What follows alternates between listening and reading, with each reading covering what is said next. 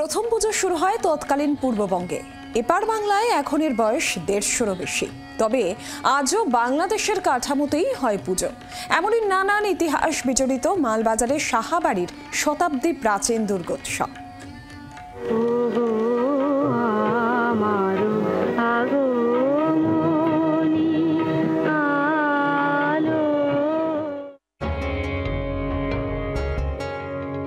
মালবাজারের চিকনমাটি গ্রামের সাহাবাড়ি দুর্গোৎসব। প্রথম এই পুজো শুরু হয়েছিল অবিভক্ত বাংলাদেশের ফরিদপুর জেলার ট্যাপাখোলা গ্রামে। এরপর বংশ পরম্পরায় বাড়ির সদস্যদের সঙ্গে সেই পুজো চলে আসছে এপার বাংলায়। বাংলাদেশ থেকে দেবীর কাঠামো নিয়ে এসে শুরু হয় দুর্গোৎসব পালন। আজও ওই কাঠামোতেই মাটির মূর্তি গড়ে নিয়ম নিষ্ঠার সাথে হয় দেবীর আরাধনা। পুজো প্রথমে আমার পূর্বপুরুষরা বাংলাদেশে শুরু করে, বাংলাদেশের রংপুর জেলার ট্যাপাখোলা বলে। সেখান থেকে পূর্বপুরুষের একটা অংশ চলে আসে ক্রান্তির চিকনমাটিতে পূজা করার পর তারপরে আমার বাবা ঠাকুরদাদারা এই ক্রান্তিতে স্থানান্তরিত হয়, এখানে বসবাস শুরু করে এবং সেই কাঠামো বাংলাদেশেরই কাঠামো আমরা এখানে নিয়ে এসেছি।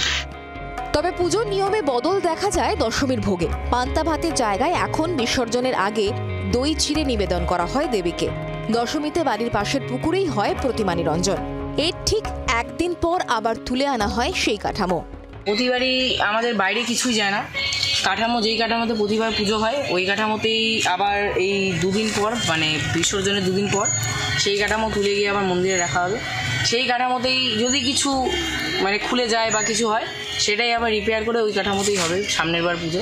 পঞ্চমীর থেকে শুরু হয়, আমাদের সপ্তমী অষ্টমী নবমী 3 দিনই অন্ন খিচুড়ি ভোগ হয়, কিন্তু অষ্টমী নবমী আমাদের একটা দরিদ্র নারায়ণ সেবা হয়। প্রতিটা লোকই আমাদের এখানে বসে প্রসাদ পেয়ে যায়।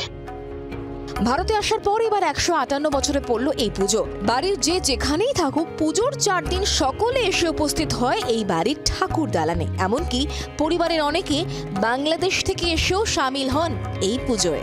মালবাজার থেকে অরূপ বসাকের রিপোর্ট, জি 24 ঘন্টা। বাংলার আওয়াজ, বাঙালির আবেগ, জি 24 ঘন্টা।